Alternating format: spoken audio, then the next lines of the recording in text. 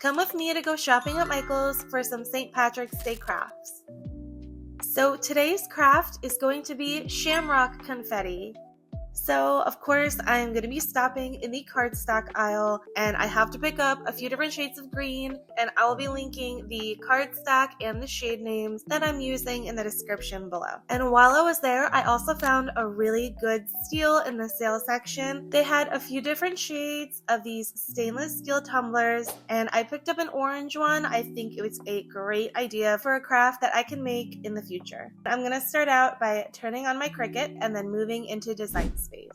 So this project's very simple. I'm just going over to images and searching shamrock.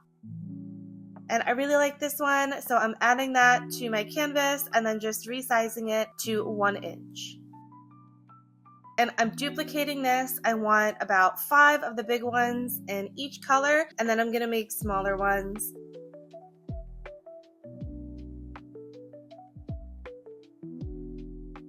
I always have to align and distribute everything evenly, or else it'll drive me nuts.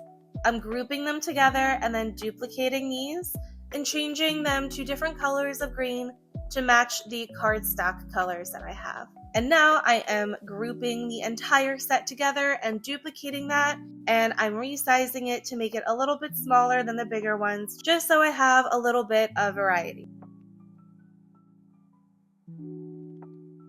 Also, please excuse my voice if I sound a little weird. I've been sick for the past literal 2 weeks, so my voice is still not 100%. I apologize.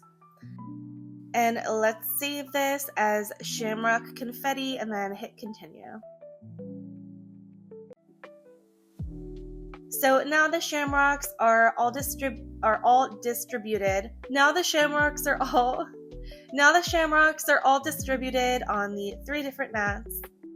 I'm choosing the first one, and I need to look for the glitter cardstock option, and I'm changing the pressure setting from default to more, just to make sure that it really cuts all the way through. And I'm applying the sheet of glitter cardstock directly to my mat, and using my brayer tool to roll over that cardstock and make sure that it is nicely adhered to my mat.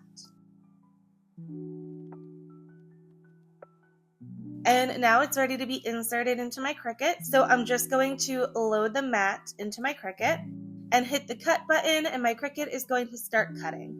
Usually with thicker cardstock like this, the Cricut does go over the image twice to make sure that it is cut through.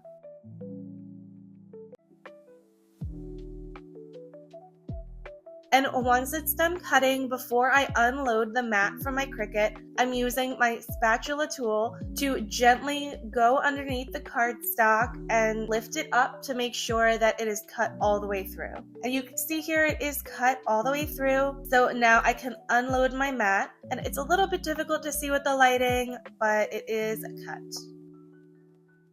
And the next step is to flip my mat upside down and remove the cardstock from my mat. This is a really important tip, as it does prevent your cardstock or even vinyl from bending or creasing both your design and also the cardstock that you're going to be saving afterward. You want to make sure that it's still flat so that way you could use it for another project.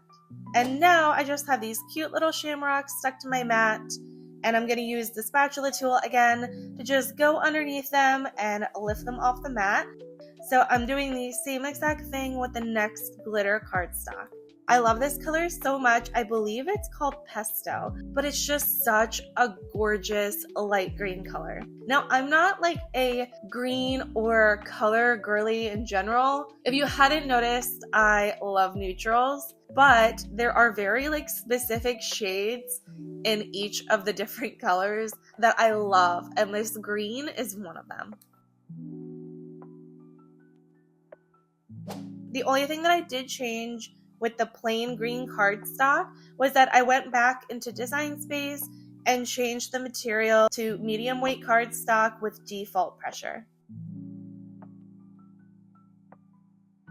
Here they are so cute. I love the glitter. It's a little hard to tell on camera. It does look a little bit better in person, but they're still adorable. You could use them for like a St. Patrick's Day party, or I'm using them as like a background decoration for my small business pictures and whatnot. So it's just like a really easy, simple, fun craft that you could try. And thank you so much for watching. I hope you enjoyed today's video. If you want to see more crafting content from me, please subscribe to my channel, and please feel free to follow me on my other socials, which are linked in the description if you want to say hi or keep up to date with me. And I'll see you in the next one.